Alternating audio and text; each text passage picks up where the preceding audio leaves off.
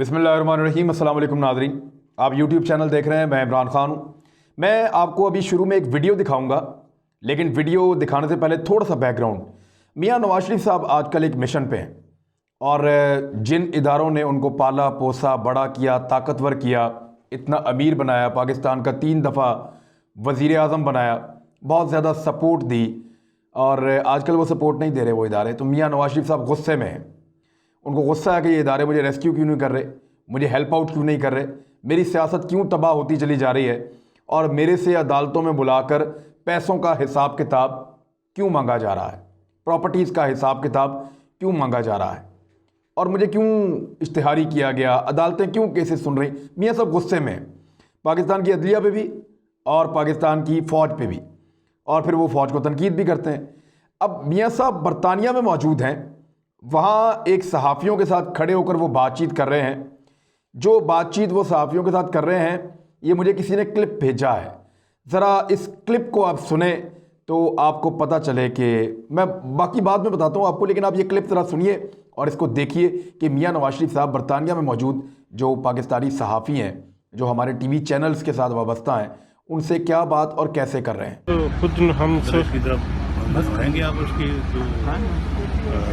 जो मेरी गुफ्तगू होती है उसके बारे में कोई ट्वीट्स वगैरह। जी बिल्कुल हम सारे करेंगे जी। यानी इसको बंद करके आप बात अच्छा बंद कर दिया। ये मियाँ नवाज शरीफ साहब को आपने सुना। मियाँ साहब कह रहे हैं जी कि जो कुछ मैं बोलता हूँ उसको आप लोग अपने अपने सोशल मीडिया के थ्रू वायरल करें। तो सहाफ़ी जो है वो मियाँ साहब को यकीन दिलाते हैं कि जी बिल्कुल हम सब करेंगे, हम सब आपकी खिदमत। यानी ये क्या चल रहा है, ये क्या चल रहा है? क्या सहाफ़ी जो हैं वो इसके लिए रिस्पॉन्सिबल है? मियाँ नवाज शरीफ साहब के ऊपर एक पाबंदी लगी हुई है पाकिस्तान में कि ये इश्तिहारी हैं और मुजरिम हैं, लिहाजा इनको पब्लिक ना किया जाए, और ये इदारों के ख़िलाफ़ एक हद तक अमेज़ ज़बान जो है उसको इस्तेमाल कर रहे हैं। अब ये सहाफ़ी सारे वो हैं जो पाकिस्तान के मीडिया से ताल्लुक़ रखते हैं, और ये सहाफ़ी मियाँ साहब को यकीन दिला रहे हैं कि हम अपने सोशल मीडिया पे आपके पैगाम की प्रोजेक्शन करेंगे ताकि आपका पैगाम जो है वो मैक्सिमम लोगों तक पहुँचे। आपको याद होगा कि जब मियाँ नवाज शरीफ साहब मरीम नवाज़ के साथ जेल काटने के लिए वापस आ रहे थे और जहाज़ में बैठे हुए थे, क्योंकि पाकिस्तान में इलेक्शन था, पूरी की पूरी नून लीग मियाँ साहब को कह रही थी कि आप पाकिस्तान आए वरना इलेक्शन में हमें बुरी तरह शिकस्त हो जाएगी, आपकी गिरफ्तारी हमें सियासी फ़ायदा दे सकती है। ये वो दिन है जब शहबाज शरीफ साहब जो हैं वो एयरपोर्ट जाने के लिए अपने घर से निकले थे, और उस दिन मुझे अच्छी तरह याद है जावेद चौधरी साहब बड़े सीनियर सहाफ़ी हैं, मेरा उनसे बड़ा अच्छा ताल्लुक़ है। उन्होंने और कुछ और सहाफ़ियों ने एक्सप्रेस न्यूज़ पे बैठ के दावा किया था कि शहबाज शरीफ साहब बहुत कुछ कर जाएंगे, लेकिन मैंने वहाँ पे उनको चैलेंज किया था कि मैं जानता हूँ शहबाज शरीफ साहब को, ये माल रोड गवर्नर हाउस क्रॉस नहीं करेंगे, और फिर उन्होंने ऐसा नहीं किया, जानबूझकर देर की और फिर एयरपोर्ट तक नहीं पहुँचे, ना किसी को जाने दिया। तो शहबाज शरीफ साहब मफामत के बादशाह हैं और वो वही कर रहे थे जो शहबाज शरीफ साहब को सूट करता है और जो उन्होंने सारी ज़िंदगी किया है। मियाँ नवाज शरीफ साहब के साथ उस दिन कुछ सहाफ़ी मौजूद थे हवाई जहाज़ के अंदर। जब जहाज़ लाहौर एयरपोर्ट पे पहुंचा तो हवाई जहाज़ के अंदर कुछ क्लिप्स निकले और वो वायरल हुए। वो क्लिप्स मुझे आज भी याद है कि सहाफ़ी ज़ाती मुलाजमीन की तरह मियाँ साहब को यकीन दहानी करा रहे थे कि बाहर अवाम आ रही है, मियाँ साहब ज़बरदस्त माहौल बन गया है, और जो कुछ आप कह रहे हैं वो मीडिया पे चल रहा है, जो क्लिप हमने यहाँ पे बनाए हैं वो हम हर तरफ चला रहे हैं, ये भी ऑन एयर चला गया, वो भी यानी इस किस्म की बातें हो रही थी, इस किस्म की चीज़ें मियाँ नवाज शरीफ साहब को सहाफ़ी यकीन दिला रहे थे कि आप बेफिक्र हो जाएं, हम सारे आपके साथ हैं। क्यों ये स्टेटस मियाँ नवाज शरीफ साहब को क्यों मिलता है? इस पर कभी गौर किया आपने? मुझे अच्छी तरह याद है मियाँ नवाज शरीफ साहब जब वज़ीर आज़म पाकिस्तान बने तो उन्होंने सहाफ़ियों का एक ग्रुप बनाया बहुत बड़ा इस्लामाबाद में, और वो जब भी कभी दौरे पर जाते थे वही सहाफ़ी साथ जाते थे हर दौरे पे। एक दो दफ़ा कुछ सहाफ़ी गलती से कोई और चले गए, उन्होंने वहाँ जाके सवाल कर लिया तो मियाँ नवाज शरीफ साहब ने उनको उस लिस्ट में से निकाल दिया। मियाँ साहब ने सहाफ़ियों के अंदर अपना एक बहुत बड़ा हल्का अहबाब बनाया हुआ है, उनके साथ ताल्लुकात बड़े ज़बरदस्त रखे हुए हैं, उनके बेशुमार काम करते हैं। मिसाल के तौर पे मैं जब जर्नलिज्म में नया नया आया तो मैंने रिपोर्टिंग शुरू की, मेरे पास मियाँ साहब की जमात की बीट थी, तो मुझे कुछ जो पंजाब गवर्नमेंट के इंफॉर्मेशन डिपार्टमेंट के लोग हैं उन्होंने बुलवाया और बुलवा के कहा जी आप हमारे खिलाफ खबरें ना लगाया करें। तो मैंने कहा जी क्यों मैं ना लगाऊं? मैंने कहा जी आप बताएं क्या खिदमत आपकी हम कर सकते हैं, और इस किस्म की बातें मेरे साथ की गई। तो मुझे तो उनकी बात समझ नहीं आई। तो मेरी तरबियत किसी और तरह मेरे बाप ने की है, तो मैंने इनकार किया इस बात से, तो मुझे उसका खुमियाजा भी भुगतना पड़ा उस दौर में। तो तब मुझे पहली दफ़ा समझ आई कि ये जमात सहाफ़ियों को परचेज़ करती है, ख़रीदती है, और उनके मफादात का ख्याल रखती है, उनके साथ ताल्लुकात भी अच्छे रखती है, उनको प्रोटोकॉल्स भी देती है। यानी मेरे साथ 2-3 सहाफ़ी ऐसे थे, वो जैसे ही एयरपोर्ट पे उतरते थे, हम कहीं और से विज़िट करके आते थे, तो उनको प्रोटोकॉल मिल जाता था। यानी मैं अपना बैग ढूंढ रहा होता था, सामान ढूंढ रहा होता था, तो उनको प्रोटोकॉल मिल जाता था। PMLN के दौर में फ़ौरन बंदे आ जाते थे, उनका नाम लेकर खड़े होते थे, उनके बैग शैग सब कुछ निकाल के प्रोटोकॉल के साथ बाहर ले जाते थे। तो मैं सोचता था कि इनके साथ ये क्यों हो रहा है। फिर मुझे आहिस्ता आहिस्ता पता चला कि उन सब के मुस्लिम लीग नून की क़यादत के साथ बड़े अच्छे ताल्लुकात थे। तो ये वो वजूहात हैं, या कोई माली वाबस्तगियाँ हैं, या कोई कारोबारी फ़ायदे और नुकसान हैं, जिस वजह से ये सहाफ़ी मियाँ नवाज शरीफ साहब को बहुत पसंद करते हैं और उनके लिए किसी भी लेवल तक जाते हैं। तो मियाँ साहब ने हर जगह पे ऐसे ग्रुप तश्कील दिए हुए हैं, इस तरह के ग्रुप्स बनाए हुए हैं जो उनको सपोर्ट करते हैं, और इस वक्त वो मियाँ साहब को सपोर्ट कर रहे हैं। और इसलिए भी कुछ लोग कर रहे हैं कि मियाँ साहब पाकिस्तान के इदारों के ख़िलाफ़ एक कंपेन चला रहे हैं। तो जब मियाँ साहब इदारों के ख़िलाफ़ कंपेन चलाएंगे, तो लाजमी बात है जो लोग पाकिस्तान के इदारों को कमज़ोर करना चाहते हैं या पाकिस्तान की कौमी सलामती के दुश्मन हैं, वो इसका फ़ायदा उठाएंगे। मिसाल के तौर पे BBC की बात कर लें, BBC उर्दू, इन्होंने बड़े लंबे अरसे के बाद एक रिपोर्ट शाया की है। वो रिपोर्ट मैं आपको दिखाता हूँ, और वो रिपोर्ट है ये, यानी साबिक सदर, इसकी जो हेडलाइन है वो ये है कि साबिक सदर परवेज़ मुशर्रफ 3 नवंबर मुल्क में इमरजेंसी और खींचातानी। ये बात है 2007 की, 13 साल पुरानी। बीच के 13 सालों में BBC को याद नहीं आया कि ये रिपोर्ट लगानी है, लेकिन अब इस रिपोर्ट को लगाया है। और अब इस रिपोर्ट को क्यों लगाया? हालात के तनाजुर में लगाया है, क्योंकि फ़ौज के ख़िलाफ़, इदारों के ख़िलाफ़ एक कंपेन चलाई जा रही है। तो परवेज़ मुशर्रफ के दौर के साथ इस दौर को जोड़ के दिखाना मकसद है। मैं आपको उसकी हेडलाइंस बताता हूँ, बहुत मज़े की हैं। ये जो पूरी एक रिपोर्ट बनाई है, बहुत लंबी रिपोर्ट है, इसमें बहुत सारी हेडलाइंस हैं। 3 नवंबर का क्योंकि तारीख़ है, उसका इन्होंने इंतखाब किया और फिर बड़े तरीके से इसको इन्होंने बनाया है। और जब मैं आपसे बात कर रहा हूँ तो थोड़ी देर पहले इन्होंने इसको शाया किया है। अच्छा, सबसे पहले बात करते हैं सुप्रीम कोर्ट में लापता अफराद के मुकदमात की समाअत में तेज़ी। लापता अफराद का मामला आपको पता है अभी भी उठाया जा रहा है। मरीम नवाज़ कह रही थी कि मेरी आंखों में आंसू आ गए। हालांकि जो लोग लापता हुए वो मरीम नवाज़ साहिबा के वालिद के दौर में लापता हुए और उनका पता नहीं चल रहा। और जो लापता हुए वो लोग हैं जिनमें बेशतर, जिनकी तस्वीर उन्होंने पकड़ रखी थी, जो पाकिस्तान की सिक्योरिटी फोर्सेस, पाकिस्तान के लोगों और पाकिस्तान के जो इदारे हैं उनके ऊपर अटैक्स के अंदर मुलव्वस हैं। सुप्रीम कोर्ट में लापता अफराद के मुकदमात की समाअत जानबूझकर यहाँ से शुरू किया गया मामला। हालांकि इस खबर के अंदर, मैं रिपोर्टर हूँ, मुझे पता है, जर्नलिस्ट हूँ, यहाँ पे इसकी गुंजाइश नहीं बनती, लेकिन BBC ने किया, ठीक है।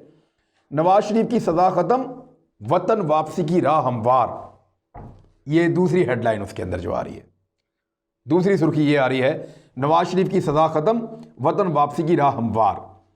अब इस वक्त भी ये बहुत बड़ी ख्वाहिश है बहुत सारे लोगों की कि इदारों के ख़िलाफ़ मियाँ नवाज शरीफ साहब को फतह हो जाए और वो पाकिस्तान के इदारों को दबा दें और जो मकासद हैं वो उनके पूरे हो जाएं। लिहाजा ये भी एक तरीके से इन्होंने ये भी दिया गया है। और फिर इसके बाद अगली हेडलाइन जो है उसमें ये बताया गया है कि मुशर्रफ के ख़िलाफ़ DG ISI general Ashfaq Parvez Kayani साजिशें कर रहे थे। ये उसके बीच में लिखा गया है कि ये एक तासुर दिया गया है इसके अंदर कि उस वक्त के DG ISI जो जनरल अशफाक परवेज़ कयानी थे, जो बाद में आर्मी चीफ बने, वो परवेज़ मुशर्रफ के ख़िलाफ़ साजिशें कर रहे थे। इस वक्त भी जो ISPR के DG हैं उन्होंने ये कहा कि पाकिस्तान की फ़ौज के अंदर कोई ऐसी डिवाइड मौजूद नहीं है कि जो ऊपर वाले रैंक के लोग हैं, कोई नीचे वाले रैंक के लोग, उनको गैप नहीं है, कोई नाराज़गी नहीं है, और सारा जो कमांड, चेन ऑफ कमांड है वो बिल्कुल ठीक चल रही है। उन्होंने इस बात को कहा। इस वक्त ये प्रोपेगेंडा किया जा रहा है कि वो चेन ऑफ कमांड ठीक नहीं है, और ऐसे मौके पर BBC इस आर्टिकल को छापता है और उसके अंदर लिखता क्या है कि परवेज़ मुशर्रफ के ख़िलाफ़ DG ISI general Ashfaq Parvez Kayani थे, वो साजिशें कर रहे थे जानबूझकर, ताकि जिन लोगों के दिमाग में डिवाइड नहीं है दोबारा उनको ये प्रोपेगेंडा जो है वो काम करे। अच्छा, एक और चीज़ है, इसमें तस्वीर लगाई जस्टिस रिटायर्ड जावेद इकबाल की, और तस्वीर के नीचे लिखा है कि उन्होंने साबिक फौजी सदर परवेज़ मुशर्रफ के पहले उबूरी आईनी हुक्मनामे के तहत हलफ उठाया था। अच्छा, ये नहीं लिखा, उनके ऊपर तनकीद तो लिखी है, क्योंकि जस्टिस जावेद इकबाल इस वक्त नैब को चला रहे हैं और नवाज शरीफ साहब को नैब से तकलीफ है और बहुत सारी जो करप्ट लोग हैं उनको नैब से तकलीफ है। तो जस्टिस जावेद इकबाल साहब के बारे में ये नहीं लिखा कि जब उन्होंने परवेज़ मुशर्रफ साहब को वर्दी में इलेक्शन लड़ने की इजाज़त दी तो एक ऐसी कंडीशन रखी जिससे परवेज़ मुशर्रफ साहब के 14 तबक रोशन हो गए थे। उन्होंने ये कंडीशन रखी थी कि जब तक हम इस बात का फैसला ना करें, 2 सवालात थे, जब तक इन 2 सवालात का फैसला ना करें तब तक कामयाबी का नोटिफिकेशन जारी ना किया जाए। ये बहुत बड़ी बात थी। और वो जो 2 सवालात उस दौर में, जो लोग जानते हैं परवेज़ मुशर्रफ को और उसकी ताकत को, उस दौर में एक जज का बेंच के सरबराह के तौर पे ये फैसला देना बहुत बड़ी बात थी कि 2 सवालात हैं जिनका हम फैसला करके फिर नोटिफिकेशन होगा। नंबर 1 सवाल, क्या वर्दी में सदारती इंतखाबात सदर के लिए परवेज़ मुशर्रफ लड़ सकते हैं? बहुत बड़ा सवाल था और आईनी लिहाज से इसका जवाब था नहीं। और दूसरा सवाल बहुत टेक्निकल उन्होंने उठाया, वो ये था कि एक ही असेंबली एक आदमी को दूसरी मरतबा सदर मुंतखब कर सकती है? तो इसका भी जवाब था नहीं। तो इन 2 सवालात के जवाब सबको पता था कि ना में आएंगे, लिहाजा परवेज़ मुशर्रफ साहब कभी भी दोबारा वर्दी में सदर मुंतखब नहीं हो सकते और एक असेंबली से दूसरी मरतबा तो बिल्कुल नहीं हो सकते। और इसी वजह से बाद में उनको इमरजेंसी लगानी पड़ी थी। तो ये जस्टिस जावेद इकबाल की समझदारी थी और उनका विजडम था, जिस पे उन्होंने, उनके बेंच ने बड़ा ज़बरदस्त फैसला दिया था। लेकिन यहाँ पे उनको नेगेटिव बीबीसी ने पोर्ट्रे किया है मौजूदा सूरत हाल के लिहाज से। अच्छा, अब नीचे एक और चीज़ लिखते हैं कि फ़ौजी अफसरान ने एमरजेंसी की मुखालफत की थी। यहाँ मुशर्रफ साहब की तस्वीर लगाई और उनके आसपास कुछ फ़ौजी भी दिखाए हैं। अच्छा, ये जिन फ़ौजी अफसरान की बात कर रहे हैं ना और उन्होंने मुखालफत की थी, ये हेडलाइन तो इन्होंने ऐसे लगाई है, लेकिन इसकी डिटेल मैं आपको बताता हूँ। होता ये है कि फ़ौज में हर कोर कमांडर के साथ जो है ना असिस्टेंट जज एडवोकेट जनरल की हैसियत से जो है वो काम कर रहे होते हैं। यानी फ़ौज के अंदर कुछ ऑफिसर्स होते हैं, वो लेफ्टिनेंट कर्नल रैंक के ऑलमोस्ट होते हैं और वो बतौर एक कानूनी माहिर के तौर पे एडवाइस कर रहे होते हैं हर कोर कमांडर को। तो ये फ़ौज के अंदर जो लोग जानते हैं उनको थोड़ा बहुत आइडिया होगा इस बात का। तो उनके सामने ये मामला आया था कि परवेज़ मुशर्रफ साहब इमरजेंसी लगाना चाहते हैं। तो कुछ ने राय दी थी कि ठीक है वो लगा सकते हैं इन हालात में। कुछ ने कहा था कि हमें लगता है कि अभी ये नहीं करना चाहिए क्योंकि अदलिया के साथ ज़्यादा तसादुम हो जाएगा। ये राय थी और फ़ौज के अंदर राय जो है वो ली जा सकती है, इसमें क्या प्रॉब्लम है। अगर कुछ लोगों ने मुखालफत की और कुछ लोगों ने हमायत की तो ये उनका इंटरनल मामला था। लेकिन यहाँ पे हेडलाइन कैसे लिखी, फ़ौज को डिवाइड करने के लिए फ़ौजी अफसरान ने इमरजेंसी की मुखालफत की थी लेकिन परवेज़ मुशर्रफ ने लगा दी। यानी मामला ये है, बताना सिर्फ यह है कि फ़ौजी अफसरान फ़ौज के जर्नैल की मुखालफत कर सकते हैं। मुखालफत नहीं की थी, उन्होंने इख्तलाफ राय किया था। उन्होंने कहा था कि ये हमारा इख्तलाफी नोट है, बाकी मर्जी तो उनकी चलेगी जो सबसे बड़े रैंक के ऊपर है, आर्मी चीफ। लिहाजा प्रेसिडेंट मुशर्रफ ने जो है वो इस फैसले की उन्होंने फैसला कर लिया इमरजेंसी लगाने का। लेकिन जिन लोगों ने इसके खिलाफ राय दी थी, कुछ लोगों ने इसके हक में भी राय दी थी। फिर इसके बाद एक और चीज़ लिखी फ़ौज को मज़ीद अंडरमाइन करने के लिए। एक और जो इनकी हेडलाइन है उसमें लिख रहे हैं कि परवेज़ मुशर्रफ ने अवामी मकामात पे फ़ौजी अफसरान को वर्दी ना पहनने का मशवरा दे दिया। अच्छा, ये हुआ था, लेकिन ये आज से 13 साल पहले की बात है। उस दौर में वर्दी को बहुत बदनाम किया गया था। लाल मस्जिद का इंसिडेंट हुआ था, पाकिस्तानियों ने पहली मरतबा ऐसी चीज़ देखी थी। वो दहशतगर्दी के उस अफरियत को और उस मामले को समझ नहीं पा रहे थे जिसके खिलाफ परवेज़ मुशर्रफ ने जंग का ऐलान कर दिया था। उस वक्त हम सबको ये लग रहा था कि शायद लाल मस्जिद के साथ बहुत बड़ी ज़्यादती हुई है और कुछ हद तक वो ज़्यादती थी भी और पाक फ़ौज ने बहुत बड़ा जुल्म किया है। तो उस मौके पर परवेज़ मुशर्रफ साहब ने यह कहा था कि अवामी मकामात पर आप फ़िलहाल वर्दी ना पहने, इसका नुकसान हो सकता है, या लोग वर्दी वाले के साथ कोई बदतमीज़ी करे और कोई फुटेज बन जाए या कोई नारे लगाए और फुटेज बन जाए तो वो मायूब लगता है। लिहाजा परवेज़ मुशर्रफ साहब ने यह मशवरा दिया था बातों बातों में। लेकिन अब बीबीसी इसको क्यों चला रहा है इस वक्त और हेडलाइन क्यों बनाया इसको? इसलिए कि इस वक्त मरीम नवाज़ साहबा ये नारे लगवा रही हैं कि ये जो दहशतगर्दी है इसके पीछे वर्दी है, ये जो मारा मारी है इसके पीछे वर्दी है। मरीम नवाज़ ये नारे लगवा रही हैं और इसीलिए बीबीसी ने भी परवेज़ मुशर्रफ की ये वाली जो बात थी उसको निकाला और निकाल के यहाँ पे लिखा कि अवामी मुकामात पर वर्दी ना पहनने का मशवरा दिया था ताकि वर्दी की जो तस्हीक रह गई है वो BBC उसमें अपना रोल प्ले करे। अच्छा, एक और नुक्ता जो इन्होंने इसके अंदर बोला वो ये कि 3 नवंबर को जब सुप्रीम कोर्ट के कुछ जजेस ने इकट्ठे होकर एक फ़ैसला लिखा और बाद में एमरजेंसी का नफाज हो गया, तो उस वक्त इस्लामाबाद की पुलिस बगैर कमांड के थी। अब पुलिस को भी एक मैसेज देना मतलूब है। कराची वाला इंसिडेंट आप सबके सामने है कि ये तासुर दे रहे हैं कि पुलिस फ़ौज की बात नहीं मान रही थी, पुलिस इंतज़ामिया की बात नहीं मान रही थी, वज़रा की और हुकूमत की बात नहीं मान रही थी। जो वहाँ पे मौजूद थे, एक सेटअप मौजूद था, उसकी बात कर रहे हैं। तो ये तासुर बनाया जा रहा है। और इसके बाद जो आखिरी चीज़ उन्होंने लिखी वो ये लिखी कि जनरल मुशर्रफ के ख़िलाफ़ आइन शिकनी का मुकदमा, परवेज़ मुशर्रफ के ख़िलाफ़ आइन शिकनी का मुकदमा, ये एक और चीज़ उन्होंने लिखी। और ये लिखी सिर्फ इसलिए ताकि पॉलिटिकल पार्टीज़ को और सबको ये कहा जाए कि नवाज शरीफ साहब इस वक्त जो कैंपेन चला रहे हैं फ़ौजी जर्नलों के ख़िलाफ़, इनके ख़िलाफ़ मुकदमात होंगे और नवाज शरीफ साहब के जो साथी हैं उनको स्ट्रेंथ देने की कोशिश की जा रही। BBC इस वक्त पूरा काम कर रहा है अब पाकिस्तानी इदारों के ख़िलाफ़ मियां नवाज शरीफ साहब के साथ मिलकर। BBC का अपना एजेंडा है, नवाज शरीफ साहब का अपना एजेंडा है और इंडिया का अपना एजेंडा है।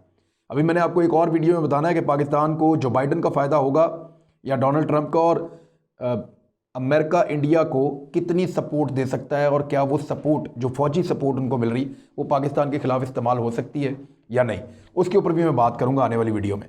तो यहाँ से आप अंदाज़ा कर लें कि किस तरह पाकिस्तान का मीडिया और फ़ॉरेन मीडिया इस वक्त एक ऐसे एजेंडे पर काम कर रहा है जो रियासत मुखालिफ है, रियासती इदारों के ख़िलाफ़ है।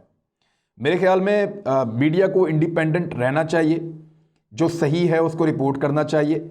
वहाँ खड़े हुए सहाफ़ी मियाँ नवाज शरीफ से ये नहीं पूछ रहे कि ये जो फ्लैट आपके पीछे मियाँ साहब ये कैसे लिया था, इसके असली कागज़ आप दिखा सकते हैं? मियाँ साहब आपकी बेटी कहती थी मैं इसकी बेनिफिशियल ऑनर नहीं हूँ, तो मैं इसकी बेनिफिशरी नहीं हूँ, मेरी तो कोई प्रॉपर्टी है ही नहीं लंदन में, पाकिस्तान में भी, तो आपकी बेटी ने झूठ बोला था, उसका जवाब आप दे सकते हैं? मियाँ साहब जो कतरी ख़त के कागजात आपने जमा करवाए थे, क्या उसके सबूत आप हमारे साथ शेयर कर सकते हैं? मियाँ साहब इन प्रॉपर्टीज़ की इतनी वर्थ है, यहाँ बरतानिया के अखबारात आपके ख़िलाफ़ लिख रहे हैं, क्या अदालत में आप उनके ख़िलाफ़ जाके कानूनी कार्रवाई कर सकते हैं? तो हमारे बहुत सारे सहाफ़ी ये सवालात वहाँ मियाँ साहब से नहीं पूछ रहे। तो मियाँ साहब हमेशा अपने दोस्तों में घिरे रहे और उन्होंने एक हल्का अहबाब बनाया और उनसे मुस्तफ़ीद होते रहे, और अब भी वो यही कर रहे हैं। लेकिन इस मरतबा सबको इस बात का ख्याल रखना चाहिए कि मियाँ नवाज शरीफ की लड़ाई किसी सियासी जमात से नहीं है, रियासत से है, और वो रियासत मुखालिफ एजेंडे पर चल रहे हैं। तो क्या उनका साथ देना ठीक होगा? अब तक के लिए इतना ही। अपना ख्याल रखिएगा, हमारे चैनल का भी। अल्लाह हाफ़िज़।